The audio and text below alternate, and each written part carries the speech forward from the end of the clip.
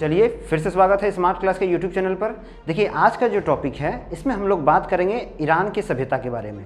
Iran एक ऐसा साम्राज्य था जो 6ठी शताब्दी में बदलना शुरू हुआ। इस पूरे सभ्यता को बदलने में एकमनी साम्राज्य ने बहुत ही मुख्य भूमिका निभाई थी। यह साम्राज्य जो था इसने बाबुल वंश को हरा करके अपने शासन तंत्र को फैलाया था। इसका पूरा विस्तार जो है ये दक्षिण और पश्चिम एशिया में बहुत ज़्यादा फैला था। एक तरह से हम कह सकते हैं कि ईरानी सभ्यता जो थी यह पूरी तरह से एकमनी साम्राज्य के अधीन थी। यह साम्राज्य 6ठी शताब्दी के मध्य में अपने आप को बहुत ही ज़्यादा ताकतवर बना चुकी थी।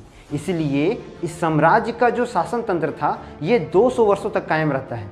इसने 539 ईसा पूर्व में जैसे ही बाबुल वंश को हराया था अपने क्षेत्र का विकास इसने लगातार किया और इसने कई ऐसे बहुत बड़े बड़े शहर स्थापित किए, बहुत बड़े बड़े नगरों को तैयार किया, जिसके द्वारा इस सभ्यता में बहुत बड़ा योगदान जो था वो एकमनी साम्राज्य का था। इस साम्राज्य का जो मुख्य राजा था साइरस था। साइरस ने इस साम्राज्य की स्थापना की। हम यह कह सकते हैं कि ईरान में यदि एकमनी साम्राज्य की स्थापना हुई तो वो साइरस ही था। और साइरस ने ना सिर्फ अपने साम्राज्य की स्थापना की बल्कि इसने बहुत ऐसे कार्य किए जिससे यह कहा जा सकता है कि एक समय ईरान जो था बहुत ताकतवर राज शासन तंत्र बन चुका था। साइरस के बाद इसके उत्तराधिकारी दारा प्रथम, जिसे बहुत जगह पर डेरियस प्रथम भी कहा जाता है, इसने 522 ईसा पूर्व से लेकर 486 ईसा पूर्व तक ईरान साम्राज्य को अपने अधीन रखा और इसने भारत के कई क्षेत्रों को भी अपने अंतर्गत मिला लिया था। क्योंकि उस समय भारत और पाकिस्तान जो था एक ही था, तो यह कह सकते हैं कि भारत के कई पूर्वी क्षेत्रों को और पश्चिमी क्षेत्रों पे पूरी तरह दारा प्रथम या बोल सकते हैं डेरियस प्रथम का कब्जा था, जिसने लगातार बहुत युद्ध किए थे। इसके द्वारा हम यह भी कह सकते हैं कि डेरियस प्रथम का जो एक ललक था साम्राज्य को बढ़ाने का, उसकी सनक जो थी वो बहुत ज़्यादा थी। इसीलिए उसने मेसोपोटामिया, मिस्र और पूर्वी दक्षिणी भाग के जितने भी देश थे उन्हें हथियाने का पूरा बंदोबस्त कर लिया था। उसके पास एक विशाल सेना थी जिसके कारण वो हर वर्ष हर समय युद्ध करना चाहता था। हम यह कह सकते हैं कि डेरियस प्रथम या दारा प्रथम जो था वह युद्ध नीति के लिए जाना जाता है। उसने कभी भी अपने युद्ध विराम को आगे नहीं बढ़ाया। उसने हमेशा युद्ध किया और युद्ध के द्वारा उसने बहुत बड़े बड़े राज्य को हड़पा और वहाँ के राजाओं को अपने दास बना के रख दिया। इस तरह से दारा प्रथम को हम कह सकते हैं कि यह क्रूर तो था ही, लेकिन ये राजधर्म का पालन कर रहा था। देखिए एक राजा जो होता है ना, वो हमेशा अपने साम्राज्य को बढ़ाने के लिए कुछ भी करता है। उसे कितना भी युद्ध करना पड़े और कितना भी मारकाट हो, वो कभी हारता नहीं है। तो उसी तरह दारा प्रथम ने अपने राज शासन, अपने राजधर्म को बढ़ाते हुए अपने साम्राज्य को स्थापित किया था। साथ ही साथ अपने पिता अर्थात साइरस के इस साम्राज्य को और आगे बढ़ाया था। दारा प्रथम ने एक बहुत ही खूबसूरत शहर बसाया था जिस शहर का नाम उसने सूसा रखा था। यह शहर कई तरह के साम्राज्यों में बटा हुआ था और इस साम्राज्यों में जिस राजा को उसने नियुक्त किया था उसे क्षत्रप कहा जाता था। लेकिन सूसा एक बहुत ही खूबसूरत शहर था जो चारों ओर से महलों से ढका हुआ था और इसके बीचों बीच एक बहुत बड़ा बगीचा था। यह शहर जो था ये एक तरह से एक जन्नत था दारा प्रथम के लिए। इसलिए दारा प्रथम जो है वो लगातार इस शहर में ऐसे काम और ऐसे शिल्पकार को लाते रहते थे विदेशों से, जिससे वह शहर की सुशोभता जो है वो लगातार बढ़ती जाती थी। हम यह कह सकते हैं कि दारा प्रथम ने अपना एक ऐसा आशियाना बसाया था सूसा शहर में जिसे वो अपना सपनों का दुनिया बनाना चाहता था। किंतु यूनान के युद्ध के बाद दारा प्रथम और उसके उत्तराधिकारियों ने बहुत कुछ खो दिया, जिसमें सूसा शहर भी पूरी तरह नष्ट हो गया और यूनानियों ने अब सूसा शहर पर अपना कब्जा कर लिया था तथा दारा प्रथम और उसके उत्तराधिकारियों को खदेड़ दिया था उसके शासन तंत्र से। इस तरह से एक रूप से एकमनी साम्राज्य का पूरी तरह विघटन हो गया और एकमनी साम्राज्य जो था वो नष्ट हो गया। यूनान से युद्ध होने के बाद यूनान ने अपनी राजधानी पार्सोपोलिस बना दिया और पार्सोपोलिस के स्थान को बहुत ज़्यादा सुरक्षित कर लिया गया। वहाँ पर हर वर्ष बोल सकते हैं बहुत बड़ा हुजूम लगता था, जिसमें एकमनी साम्राज्य से जुड़े जितने भी लोग होते थे उन्हें मारा जाता था, उन्हें कष्ट पहुंचाया जाता था और एकमनी साम्राज्य की खात्मा करने का प्रयास किया जाता था। कई युद्ध भी हुए, कभी कभी छोटे छोटे युद्ध होते रहते थे यूनान और एकमनी साम्राज्य के बीच में, किंतु कभी भी एकमनी साम्राज्य जो था वो हारा नहीं था। वो छोटे छोटे युद्ध करके चाहता था कि किसी तरह उसे उसका शासन तंत्र मिल जाए, लेकिन वो असफल रहे थे। कि एकमनी साम्राज्य के बाद सासनी साम्राज्य का काल आता है और इसने ईरान की भूमि पर अपना कब्जा किया। इसका उदय तो 226 ईसा पूर्व हो गया था, किंतु इसने 7वीं शताब्दी के मध्य में अपना साम्राज्य को बढ़ाया, जिसका प्रतिफल यह था कि यह अब ईरान के साम्राज्य को स्थापित कर चुका था और ईरान में अपना प्रभुत्व जमा चुका था।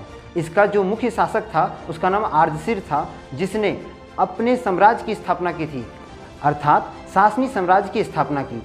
5वीं शताब्दी से लेकर 7वीं शताब्दी में इसने बहुत ऐसे क्षेत्र को हड़पा जो कभी एकमनी साम्राज्य के अधीन आते थे, जैसे पश्चिमी भारत और पूर्वी क्षेत्रों को इसने बहुत ज़्यादा मात्रा में नुकसान पहुंचाया और वहां से इन लोगों ने बहुत भारी मात्रा में बंदियों को लाया जो युद्ध में हार चुके थे और उन्हें अपने किसान वर्ग में शामिल कर दिया। ये जितने भी लोग थे इन्हें वे दास कहते थे और उनसे अपना सभी काम करवाते थे।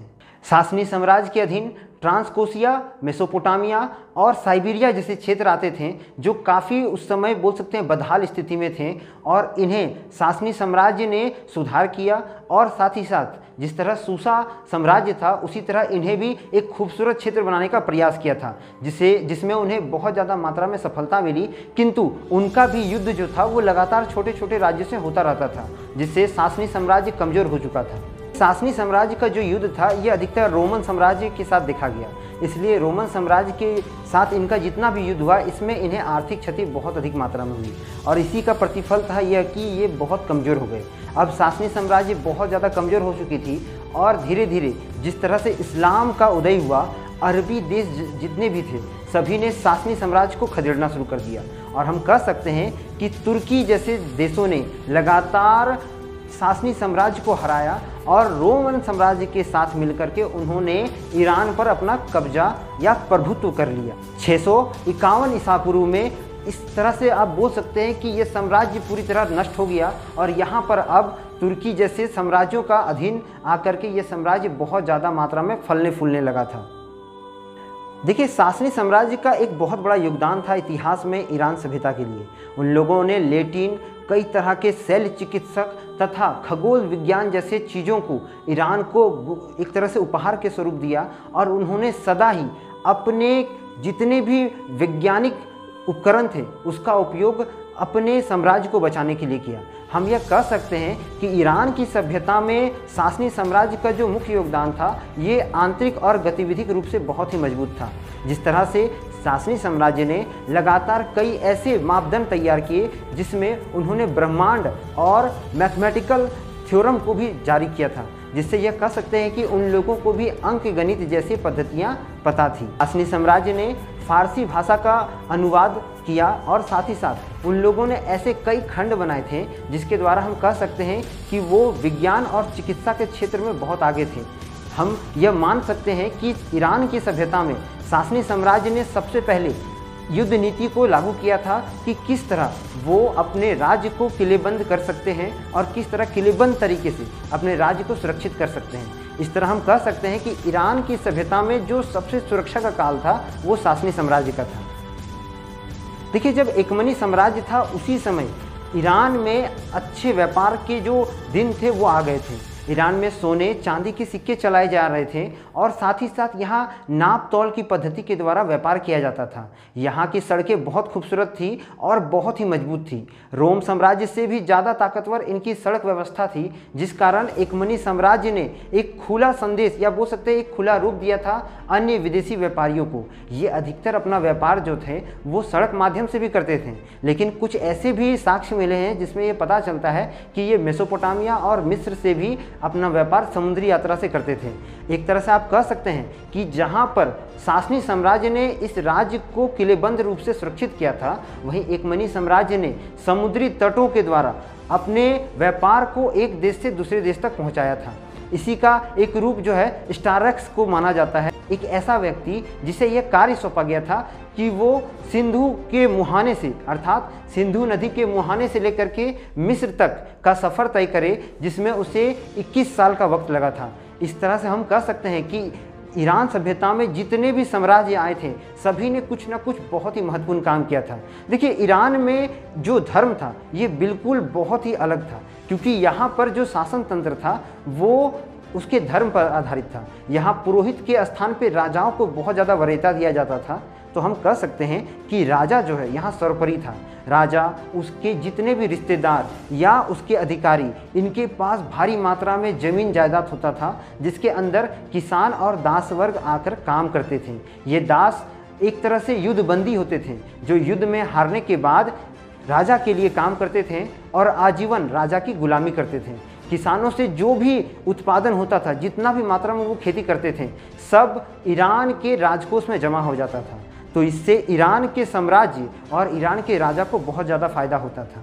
इसलिए हम कह सकते हैं कि ईरान के साम्राज्य के जितने भी राजा थे, उन लोगों ने अपने देश के विकास और ईरान की सुरक्षा के लिए बहुत ही कड़े फैसले किए थे। जहां एक और इकमनी साम्राज्य जो था वो देश को सुसज्जित करने में लगा था, सूसा जैसे राज्यों को स्थापित कर रहा था, वहीं ससानी साम्राज्य जो था वो अपने देश को सुरक्षित रख रहा था। देखिए, ईरान में धार्मिक रूप से बहुत ऐसी अवधारणाएं हैं जिसमें पारसी धर्म का भी जिक्र आता है। तो हम यह कह सकते हैं पारसी धर्म का उदय जो है ईरान साम्राज्य से हुआ है। भारत में वर्तमान में मुश्किल से 4% ही पारसी धर्म के लोग बचे हैं, किंतु ईरान में एक समय इसका उदय बहुत ज़्यादा मात्रा में हुआ था। और जिस तरह भारत में हम लोग सूर्य देवता को सबसे महत्वपूर्ण मानते हैं, उसी तरह ईरान में भी सूर्य को सबसे बड़ा देवता माना जाता था। वहाँ भी भूमि देवता, पवन देवता और बाढ़ देवता के रूप में बहुत सारे देवी देवताओं की पूजा की जाती थी। वहाँ के लोग अच्छी और बुरी देवताओं का भी एक तरह से आकलन कर चुके थे और इसके लिए उन लोगों ने किताब भी लिखा था। इसे वो ग्रंथ मानते थे। जिस तरह हम हिंदू धर्म में गीता, महाभारत को अपने शुद्ध और पवित्र ग्रंथ मानते हैं, उसी तरह उन लोगों ने भी एक किताब को अपना पवित्र ग्रंथ माना था। इनके पवित्र किताब का नाम ओवेस्ता ए जिद था। देखिए, इसमें 2 देवताओं का जिक्र किया गया है। जहाँ अच्छी शक्तियों के देवता को अलग नाम रखा गया है और बुरे शक्तियों के देवता का अलग नाम रखा गया है। आप पिक्चर्स में देख सकते हैं कि जो अच्छा देवता है वो इंसान के रूप में है और जो बुरा देवता है वो एक जानवर के रूप में है।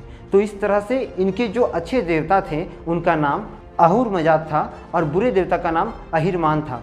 तो इस तरह से ईरान में जो धर्म का बंटवारा था वो बहुत ही सहिष्णुता से किया गया था। देखिए, ईरान का जो धार्मिक रीति रिवाज है इसमें किसानों को बहुत अधिक प्रताड़ित किया गया है। किसानों से जिस तरह से भारी मात्रा में कर लिया जाता था, उसका पूरा उपयोग राजा तो अपने राज शासन में करता ही था, लेकिन इससे वो अपने राज्य को भी सुरक्षित रखता था।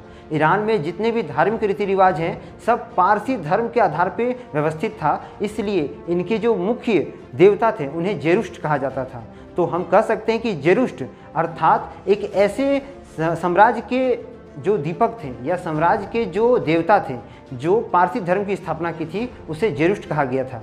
एक तरह से आप ये भी बोल सकते हैं कि ईरान में पारसी धर्म के समकालीन भी हुए, जिसमें ईसाई तथा यहूदी थे। बहुत ज़्यादा मात्रा में महल और मंदिर मिले हैं।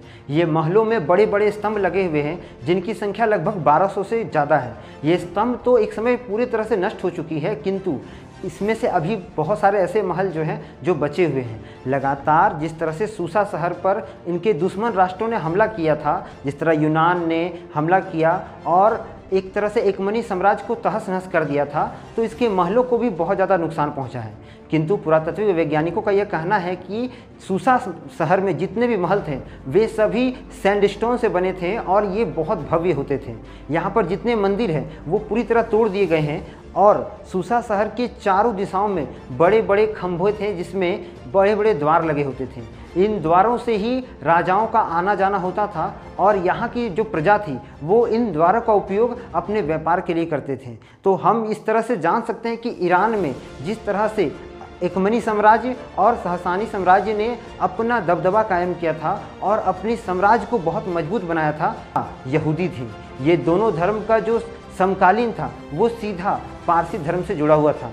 तो आज की वीडियो में हम लोगों ने जाना कि ईरान की सभ्यता किस तरह विकसित करती है और किस तरह इसका व्यापार अन्य देशों के साथ फला फूला था। आशा करते हैं ईरान की सभ्यता के बारे में आप सभी जानकारी अच्छे से हासिल कर चुके होंगे। मिलेंगे हम लोग अगले वीडियो में, तब तक के लिए चैनल को लाइक करें, शेयर करें, सब्सक्राइब करें। वंदे मातरम, भारत माता की जय।